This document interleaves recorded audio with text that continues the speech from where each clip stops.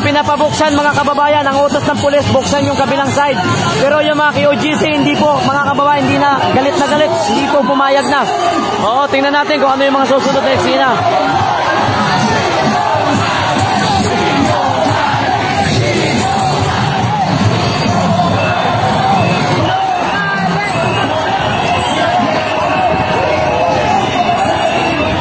Okay, all stations, tatabi natin ang ating truck.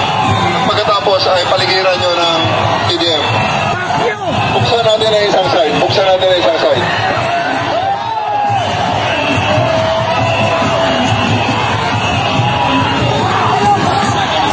Let us open one side.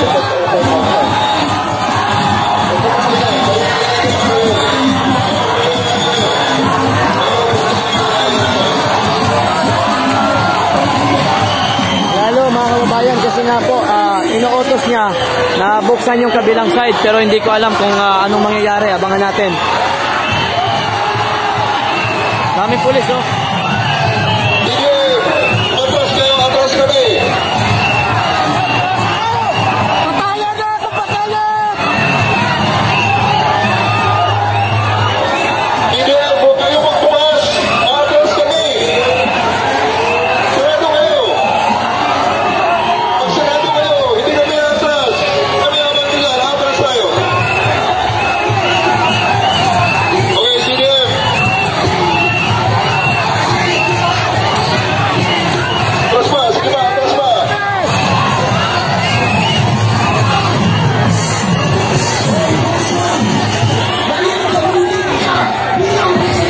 Kami mga kababayan, nag-insist kasi ang utos, buksan yung kabilang side, pero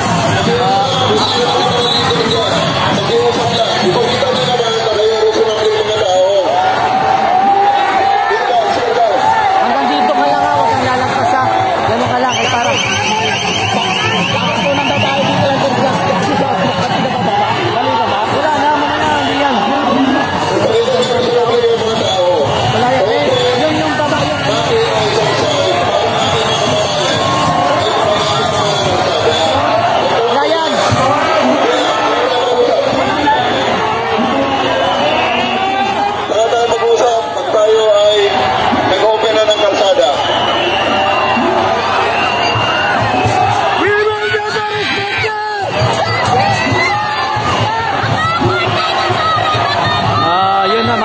Medyo nagiging intense po ang sitwasyon. Talagang galit na itong mga kababayan natin dito po sa Davao City. Ayaw na po pakinggan si Tory, mga kababayan, kasi ayan talagang sobra-sobra po ang ginamit po nila dito, mga kababayan. Arresting, dito kayo sa likod ng CDM. Dito sa harap ng truck.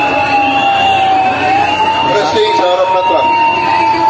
So tingnan nyo po mga kababayan, ganyan po ang sitwasyon dito.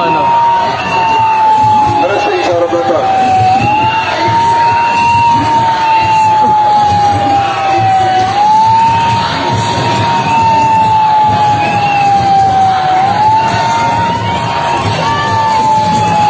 Grabe, oh.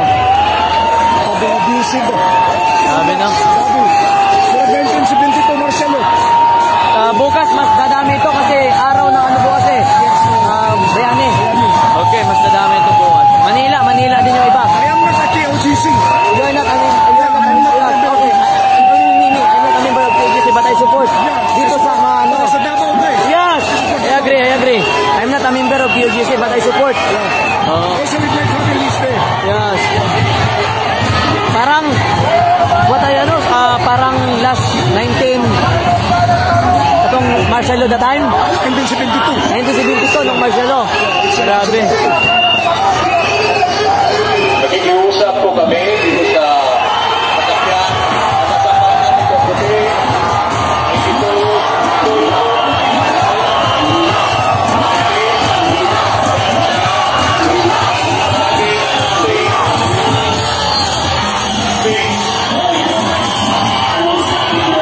Ayaw na guys, talagang nagiging intense lalo ang sitwasyon kasi ang sabi ng mga pulis, ayan na, wala na.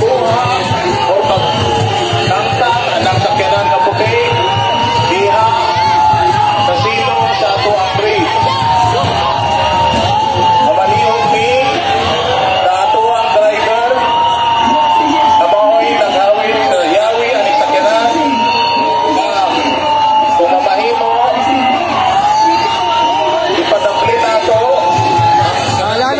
mabigat mga kababayan ang sitwasyon. Ayan. Ayaw talaga.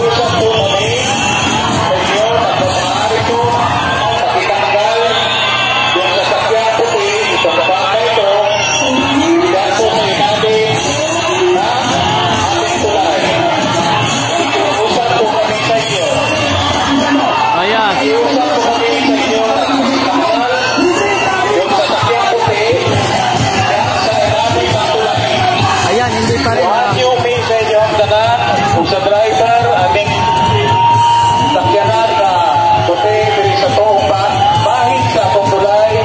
Kung mamahimo, ipadapin nato na siya. Kung anyo mi sa driver, kung mamahimo, ipadapin ang sakyanan. Batik na wong. Dito, kung asa, di siya makababag sa atong daan. Kung anyo mi ninyo, palihog lang. Malihog mi sa driver. Ipadapin ka ng puting sakyanan. Na naa sa toong bahin, na nasa ilalong sa tuwang tulay. Nagigiusap po kami sa inyo. Nagigiusap po kami na pakitanggal po yung puting sasakyan dyan po sa ilalim ng tulay. Yung puting sasakyan, nagigiusap po kami.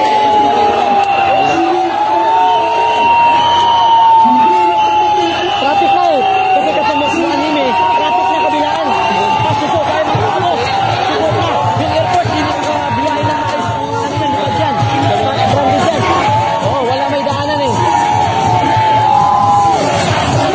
Malihog mi.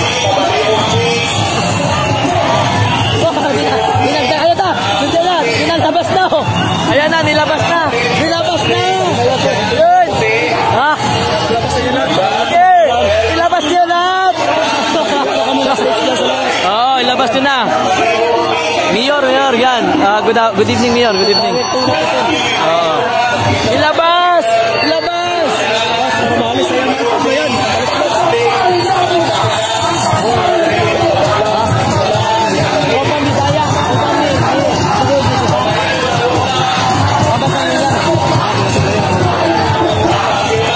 Lalong lumiinit. Sige, labas.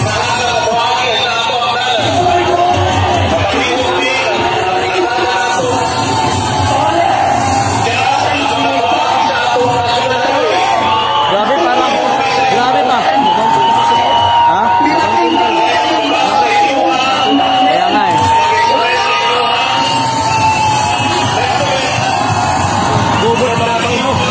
Gugut ang tapang. Lalabas na oh. Pinabi na.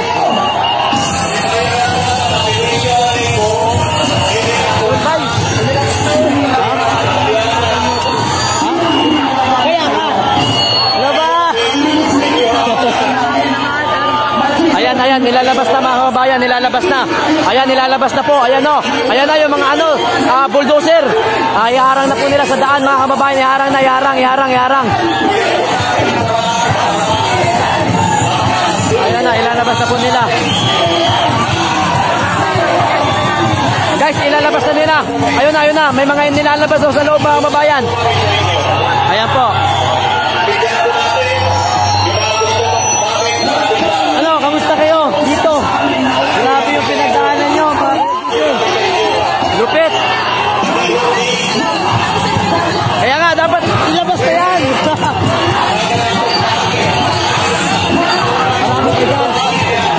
Yung mga taga-Davao kasi yung hindi rindir, andun na rin. Ang dami na rin doon na ano namin. Ang dami dito eh. Wala na, hindi na to. Galit na masyado. Hindi na yan, oh. Nilabas na. Ayan, nilalabas mga kababayan. Ayan na, haharang na, iharang. Oo. Ilan.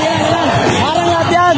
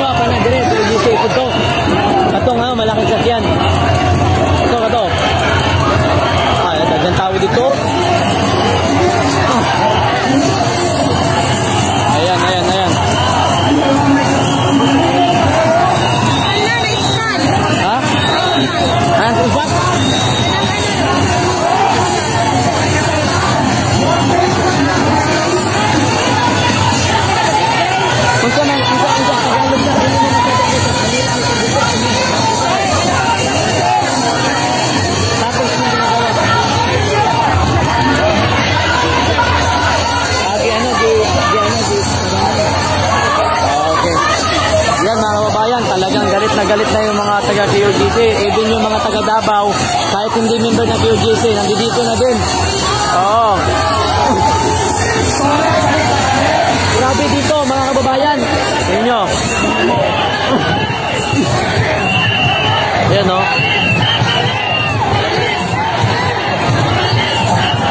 Ayan o, dami na talaga o. Dami ng tao. Ayaw na makinig talaga mga kababayan sa pulis. Talagang lumalaban na po. Oo, galit na. Ayaw naman kasi. Ayan o, dito. Bakit?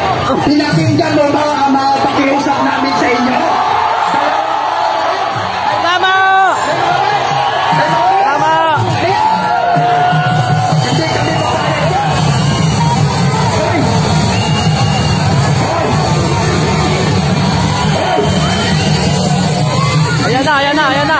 Ayan na, ano yan? Dami na oh. Ayan na, may ilalabas pa mga kababayan. Ayun na, harang na dito. Wala na mga kababayan. Kailan? Dito sa sulod. Oh, sige, sabi mo.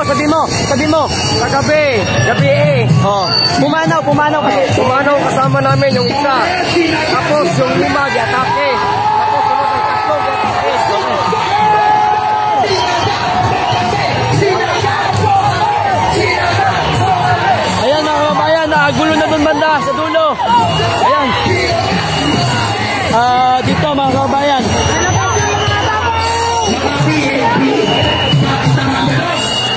Pinatulog natin kayo sa bahay namin. 2 araw, pinakain, pinainom. Gabi eh. Isulong Tagalog para maintindihan ng lahat. Kagabi, pumasok sila.